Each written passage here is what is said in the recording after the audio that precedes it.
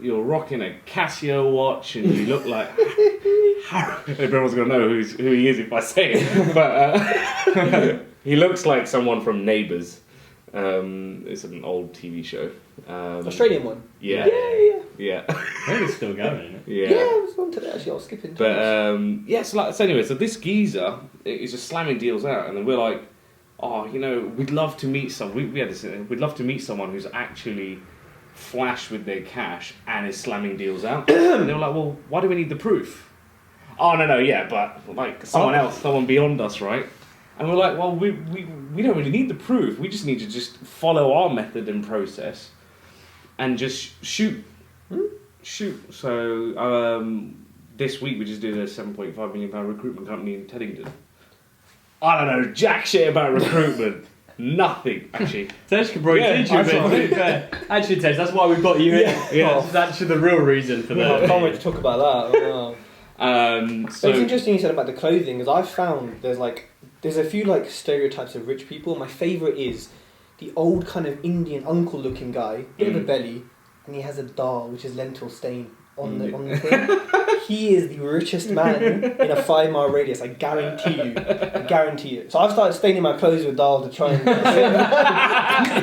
model successful people. Exactly. And it's not working. I'm still broke. So that's that. No, I think property's a great asset class. I don't know why people don't believe in it. When people go, someone told me when I first started, I was like, what if I buy this and no one rents it? And this was like in the arse. So my first 2 flips were in Kingston. Oh, okay. And then I had to go to Doncaster. I mean, and if you've never been outside of the M25, holy moly, bro! Like it's slow. They walk. Sorry, everyone, but they walk like 50% slower. They walk slow and Doncaster, don't they? Yeah. They talk to you though, which is quite they're nice. really nice. They're the nice. sweetest people ever. They're so much nicer in London. It's big time. They like look at you and smile. I'm like, my fly's open. What's going on? Like wait And and I found it weird. And I was like, is someone actually going to rent this house?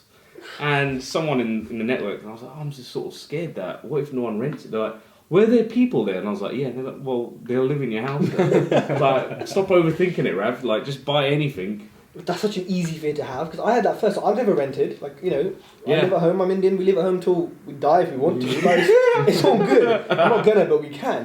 No rent. No, it's easy. You know what it's like, man. And if I ever want to go back home, Mum would be like, don't worry, son. Your room is empty for you. Exactly. Come on. No one will take me, guys. So if there's anyone out there who'd like a nice, well-mannered white boy in the house, I am yours. Any Indian family, mate. No questions asked, you're in. Want to eat dinner? Oh, sorry, carry on. So, my point was that I don't understand why people... Not why, but I just don't understand the rental thing. Because I'm like, well, I'd live at home until I can afford to buy a house. And then I buy a house, and then I do my thing. Like, it's never been a thing to me to rent or think I need to rent. Yeah. And so for me, it's really hard to understand. Like, even HMOs, I'm like, no way would I share a kitchen or a bathroom. Like, I love Why would cooking. you ever do that, right? And then I'm like, oh, but people... I know some of them are gorgeously designed, like this office here. But I'm still like, no. Like, I just don't... And so for me, it's so hard to get my head around that. So I had that fear of like, how's it going to rent? But what I say to people is just put dummy adverts out. Yeah. Obviously, say sorry to people who apply, keep it ethical to things, but just see the response. The one I put in Wales, middle of a village, like forest behind it, right? Put an advert up above market, 25 quid per month. Gumtree, spare room or something. Open rent, so it's free. Yeah, open rent. So just single thing, whatever. I just thought whatever. My phone was blowing up, 30-40 responses, like within 3 days for a village. I'm like, what? And I put another one up actually for an area in Wales, and I'm like getting. And so for me, I'm like, cool. People rent demand. Yeah. So it's one of those things that for me, that was why I couldn't get over that. But for people who rent themselves, it should be kind of obvious, right? Like, I'm working here, I'm renting here, this is my life, it makes sense. Like, my friends say to me, oh, I'm renting here, and I'm like, well, it makes sense, actually, because, you're from Swindon and you're renting, like, Islington, so it makes sense. But I totally get what you're saying. I find it weird. I was like, why would people want to rent? How's it like 10 quid here? Why would everyone not buy them? Yeah, when you go 100% agree. You could buy 40 grand. I was like, hold on, we'll just buy this house. Why do you want to rent from me? And I'm like, it's the demographic and then the The convenience. salaries are lower, etc. And you don't really, you know, and I was like, oh, okay, fair enough. And some people prefer to rent. It's the European thing. It's like in Berlin or something. Like a high percentage of houses are rented because they move 80%, around. yeah.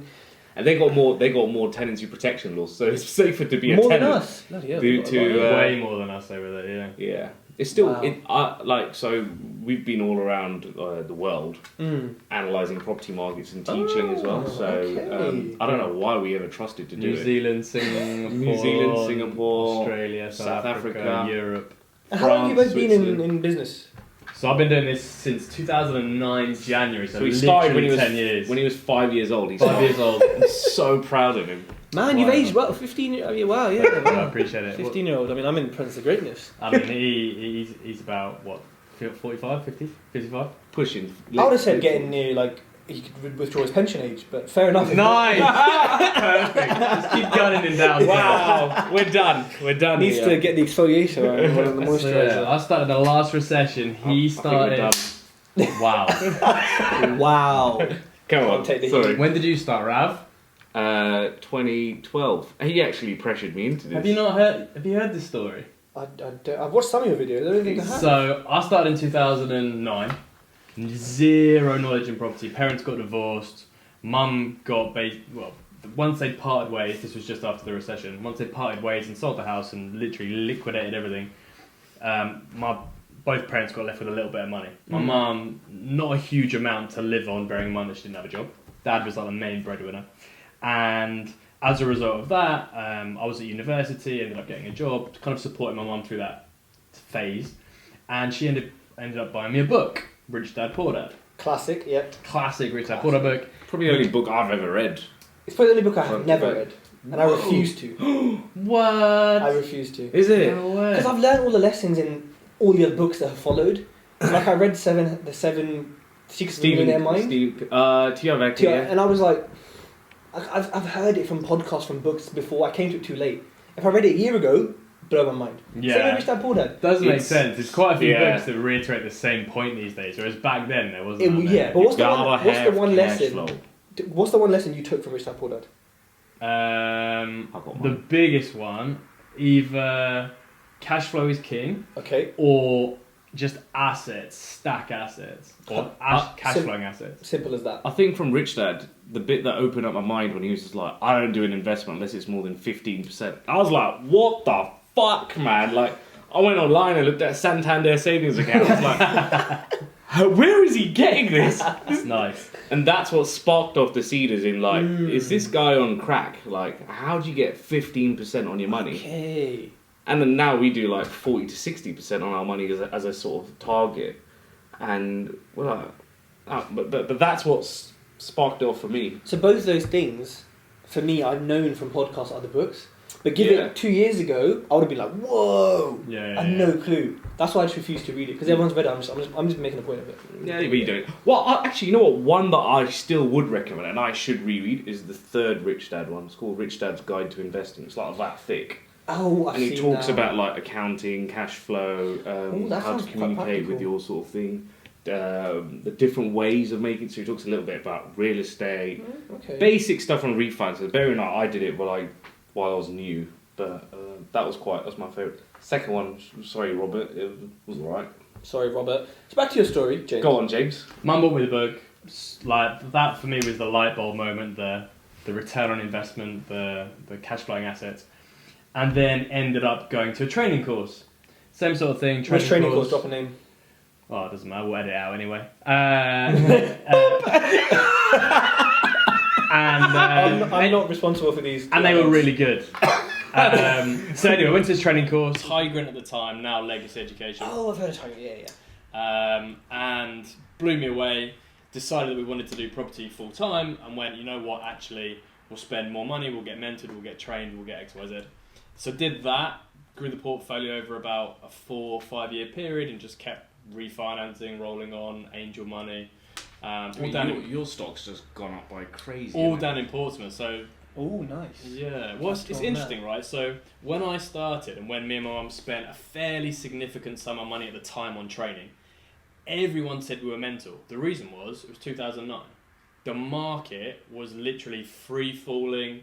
even in London, the market was tanking. So for us, from a mindset point of view, we were doing the opposite of what everybody else was telling us to do. And we were just these lunatics to everybody else.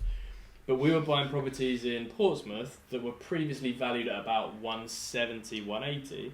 We're buying them down at 120, 115, 125. Wow. And now, 10 years on, they're worth 230, 240, 250, 260. Damn. So the whole idea of buying heavily in recessions. So we do something called dollar cost averaging.